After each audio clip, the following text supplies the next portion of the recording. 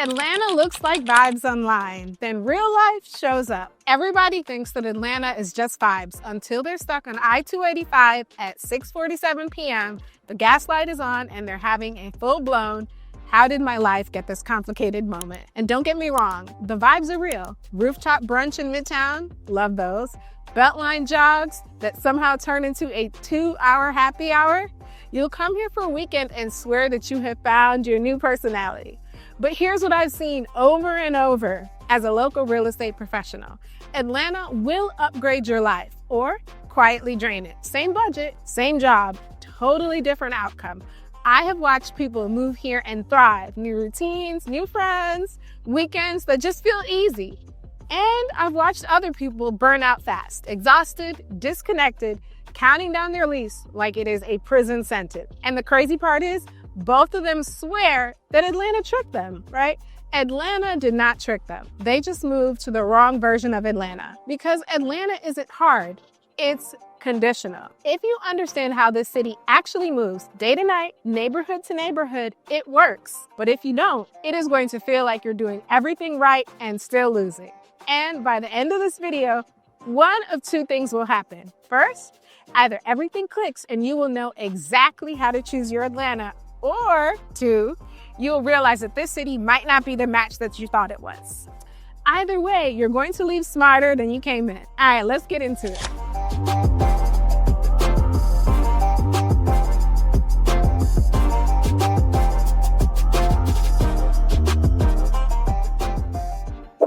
Okay, this pattern shows up constantly here.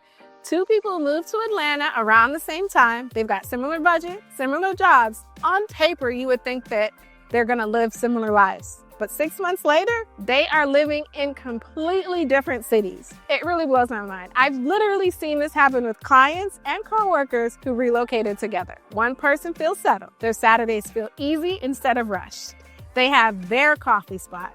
They know where to park without circling.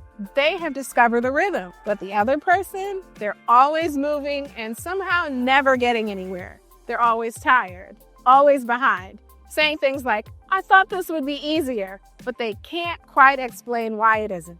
And when I ask a few questions, it always comes down to the same thing. They didn't choose a neighborhood. They chose a marketing story. Because Atlanta doesn't operate as one city, and it does not reward guessing. When you understand how different parts of Atlanta function day to day, then things click fast.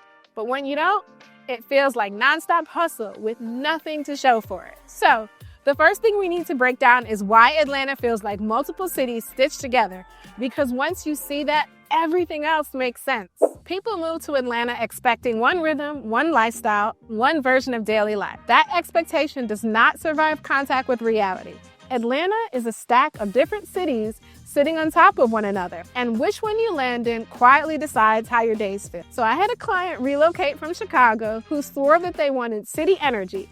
They landed near Midtown and loved it immediately. They were like, wait, I can walk to coffee? I can go to dinner without turning it into an event? People are outside on a Tuesday? They felt plugged in right away. Meanwhile, their coworker moved about 30 minutes north because they thought that they'd get the same vibe but with more space. Same salary, same job, completely different reality. One person was grabbing coffee on foot and taking walks after work. The other person was building their entire day around traffic windows and parking lot. And that contrast explains Atlanta better than any skyline shot ever could. Here's the structure underneath it. Atlanta is a polycentric city. There is not just one center pulling everything inward. There are multiple gravity points, each with its own personality. Midtown, she runs fast and social and compressed. Buckhead, he can feel a little polished and vertical, or deeply residential depending on the pocket. Decatur leans a little bit more small town, walkable, and community heavy. Push out towards Alpharetta and life stretches out fast. Bigger homes, longer driveways, and more planning. Same metro, but different lives. That is why one person describes Atlanta as electric and another person describes Atlanta as exhausting. They aren't disagreeing. They're talking about two different Atlanta. And if you're thinking, okay, I want the version that worked, that's exactly what we do. We are the local Atlanta real estate team of choice. Our job is literally to match your real life to the right version of this city before you lock an expensive mismatch. Call, text, or email us. Our information is in the description. All right, now let's talk about something more people underestimate: neighborhood energy. Atlanta doesn't reveal itself by zip code. It reveals itself by energy. You can cross one major road and feel like you changed cities without meaning to. The pace shifts, the music shifts, even how people walk past you feels a little different, because neighborhoods here aren't just collections of houses, they are identity systems. And if you ignore that, you can end up technically in the right place and still feel completely out of sync. Okay, let me give you guys a real life example. Old Fourth Ward and Virginia Highland are both close on a map, right? Both are popular, both are central, both get name dropped constantly, but their energy is not interchangeable. Old Fourth Ward moves fast, beltline traffic, runners cutting through, dogs everywhere, patios packed, noise layered on top of noise. People who live there, they like motion. Now, Virginia Highland is slower, tighter, more ritual-based. Same coffee shop, same dinner spot, same faces every week. It feels familiar. One rewards spontaneity, the other rewards routine. Neither is better, but the wrong one will wear you out quietly. And here's the question that most people don't ask themselves until it's too late. When you picture your best weeks, do you thrive on spontaneity or do you crave routine? Do you recharge around people or away from them? Do you want something's always happening, or I know what to expect? Drop your vibe in the comments, not the neighborhood name, the vibe, because energy shapes behavior. It decides how often you leave the house, how easy it is to build friendships, and whether your weekends feel full or forced. Okay, and that leads into the part of Atlanta that decides everything, but nobody talks about honestly: your routine, your movement, the daily friction. So there's a split in Atlanta that doesn't show up on maps, but runs everything. Life feels completely different depending on the time of day. Mornings are tactical. People move with purpose. Drop-offs, commute, workouts squeezed in before traffic locks up. Coffee lines move fast. Headphones in, eyes forward. You leave 10 minutes late and your whole day feels off. That's Monday through Friday Atlanta. Then night hit and the grip loosens. Streets that felt all business at 8 a.m. feel social by 7 p.m. Patios fill up. Music spills out of places you didn't even notice earlier. The beltline flips from workout lane to social circuit. And here's the key: nights reward proximity. If you're nearby, life feels spontaneous. If you're far out, nights become planned events. And I've watched people realize this in real time. I had a couple tell me, we love going out. So I asked, how often do you guys go out on a Tuesday? They laugh and then they pause, because living far out doesn't stop you from going out. It just makes you hesitate, and that hesitation becomes habit. Over time, you don't feel bored. You just feel heavier. And once people start noticing that, they stop asking, is the house nice? And they start asking, how much energy will I have left after living my day? Okay, this brings us to a bigger truth. Atlanta rewards a specific kind of person.